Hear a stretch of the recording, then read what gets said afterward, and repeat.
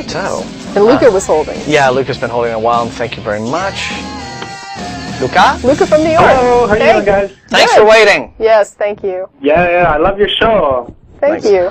So what do you want to talk about today? Well, I'm an atheist, but I'm not particularly, aggressive about it. But I live in New York, and every once in a while, You live in New York and you're not aggressive? Come on, man. People will come up to me and try to give me pamphlets and convert me and whatnot. And when they do that, they start the conversation. I feel I have the right to respond. And I have a couple of ways I try to convince them that God doesn't exist. And I'm wondering if you guys could tell me what you thought about these two arguments, and if you could maybe help me tweak them a little bit. Bring it. And if you had something else, an even better way to talk about it. So my first argument is the basic inconsistency of the notion that, on the one hand, God created us in His image and He loves us and we're all His children, but He sends 80% of every generation to eternal torture, just on the basis of some arbitrary book or whatever. But so it's just if you loved your child, you wouldn't hit him with a baseball bat because you didn't brush his teeth.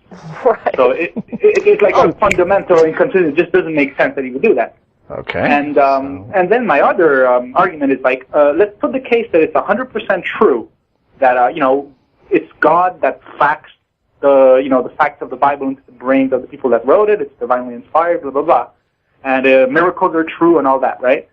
So the fact remains that supposedly God is smarter than us. We have no way of understanding what His plan is and whatnot. Mm-hmm. So how do we know that God's plan is to write the Bible, which is making false claims about slavery being okay and rape being okay, for the purpose of testing whether we're smart enough to understand that those claims are false, and on that basis allow us into heaven if we manage to say, hold on, we should question everything because God gave us free will, and we should understand that the Bible is false, and it's all a bunch of bullshit, and that's how we get into heaven. Well, yeah, that's a fun sort of counter that I usually use when people bring up Pascal's wager, right? Okay. The whole, if you atheists are right, then I've lost nothing, and we all just die. But if I'm right, then I get to go to heaven, you go to hell, so me. Yeah, you don't know that. Right, but and what I say is, well, hang on, how do you know that what God's really doing is He has allowed this religion of Christianity to flourish? He has the Bible out there. It is all a load of BS. And what He is really doing is He is gauging the human race to see just who is using this gift of reason that He has bestowed upon us well enough to see through all of that. And really what's going on in heaven is that's where all the skeptics get to go. And all the believers get to go to hell for being suckers, right? Exactly. For swallowing all of this. How can they say that's not the case? But, I don't know, I would say, and Tracy, I don't know, tell me if you agree with me, you're saying that these folks approach you? Yeah, they're handing pamphlets on the subway. Oh, right, okay, so they're the pamphleteering, okay. These people share a prayer T-shirt and, all these, you'll burn in hell. Oh, yeah, they're all over the place. Trying to yeah, okay, so they're doing the pamphleteering thing in the subway stations. Oh, I got to go to New York now. Well, what I would do is I would take a slightly different approach. Okay. Which is that I would just hand them the pamphlet back and I would say, thanks very much for this, but I understand what you're trying to do. But what I would rather hear is you tell me, and don't reference this pamphlet or anything, why don't you tell me, this is the classic atheist experience question. I agree. What do you believe? Don't look at the pamphlet, what do you believe, and then why do you believe it? Explain what you believe, and then tell me why you believe it. And then try to make a case, a persuasive case, for why I should believe it too. Convince me that the reasons why you believe what you believe are good enough reasons for me.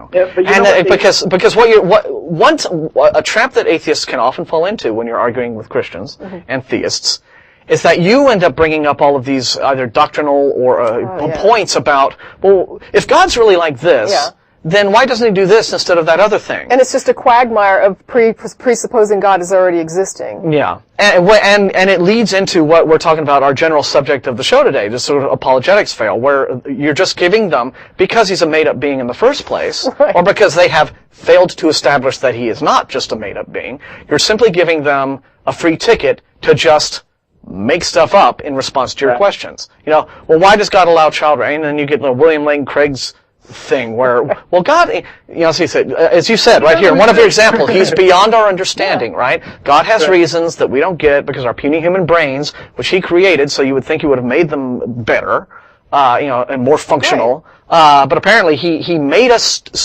He made us stupid so that we wouldn't understand why He does things that He does that don't make sense. And you're just giving them a ticket to make stuff up in response.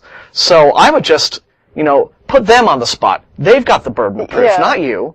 Make them answer those questions. Two things I tend to hit are, number one, what is it that you're defining as God? Mm-hmm. Because whatever you're going to claim about God, I need to be able to reference this thing so that I can verify that what you're saying is true.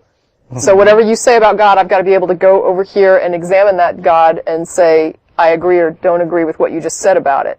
Otherwise, you're telling me stuff about something I can't verify, and I have no way to know if what you've said is accurate or not. So unless I know what you're calling God, and it is something I can compare your claims to, I have no way. I mean, to me, that's the same as you might as well be making stuff up because I have no reality to compare your claims to. Right. But number two is if they do offer some, you probably won't get past that.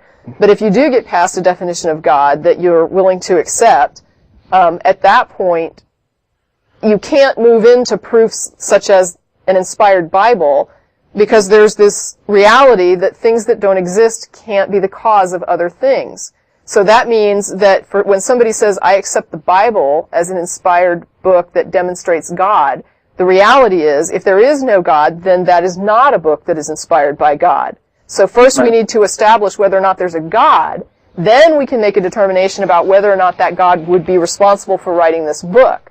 But if we don't know what God is and what God might do, we don't know if God would write a book or not. And you can't look at the book and say, well, it's obviously a book written by a God because we don't know what a book written by a God would look like or how it would differ from a book written by people. Right, exactly. So another thing I do sometimes when say, hey, do you believe in God? I say, no, I believe in Santa. Which is, another version of the spaghetti monster argument, but, because there's a book about Santa, there's, a lore about that. You can say Santa's you can meet Santa at the mall. Well, and there is a historic, I think, personage of Santa at some point. Yeah, he's real, historically, sure. So. Wouldn't it be awesome if, some church for Christmas or something, how the malls have Santa, and then for Easter they have the Easter Bunny? And sure. I mean, why don't churches just ever, for the fun of it, just have, some dude dressed up as Jesus, and you can go and little kids can sit on it. Back from the resurrection. Or just, not even that, just have kids sit on it, take pictures. It would be pretty gruesome. Yeah, well, see, they just don't want, they don't like that idolatry thing, I suppose. Okay. But well, I hope we helped, Luca. Yeah, cool. Yeah, but the thing is just, again, make sure, put them on the spot and make them, meet their burden. Yeah, they have to demonstrate their claims. Yeah. I mean, they always tend to go back, and go back to the Bible. I believe because in the Bible because it's written by God and it's written by God. Okay, but they have to demonstrate there's a God that could author that book. Yeah. Otherwise, you can't get to the book. It's like we can't talk about the book God wrote until we demonstrate there's a God. Until you can convince me a God exists, I'm not going to believe He's doing things. Right? Right, but if Christians were smart enough to realize that we're making circular arguments, they wouldn't be Christians anymore. Right, but you're asking what rebuttal can you provide, and I'm saying what Martin is saying, you have to demonstrate this to me. And if you're going to demonstrate it to me, you're going to have to be reasonable, and that means that we're not going to talk about things you're telling me God does until I see that there really is this thing called God that you're talking about. Yeah, and they're on script when they're doing this kind of public witnessing to you, and they want to sort of draw you into their script. And you got to kind of get them off script, and that will throw them off a bit, and then you can just sort of take it from there. But again, Tracy's right at a very basic level. They will state something, and I'm going to give some more examples of what this, again, this sort of apologetics fail as, an example of how they can just make stuff up in response to your questions because, it's easy that way. It's all made up in the first place, and so they can just assert things, and they often do this. They will simply make an assertion. They will state it as if it were axiomatic, as if it were self-evidently true, and then they'll go, ha-ha, so there's my answer to you. And you have to just explain to them or make them understand. You have to stop them even before they get to that point. And they'll say, well, in the Bible it says, okay, back up, because we still haven't established Hello. How are you doing? Thank you for waiting. I think you've been waiting a long time, and we're very sorry. This isn't Brian. This isn't Brian? No, this is Matt. Matt? Number 2? Oh, I hit 2. Oh. I thought I hit 1. That's all right, because the longer you keep me on hold, the more crap I want to say. Oh. Yeah. On the caller talking about this could all be a test of, for example, intelligence, and you mentioned that it might be skeptics going to heaven. Not necessarily just intelligence and reason. This could be a simple test of humanity and emotion to determine who is not ready to sacrifice their moral compass, their compassion, their humanity, and their integrity in order to worship something that is obviously immoral. So, great job, guys. I'm going back to bed, and I'll talk to y'all soon. Yeah, you know, it does get better, etc., etc. All right, man, bye. Bye.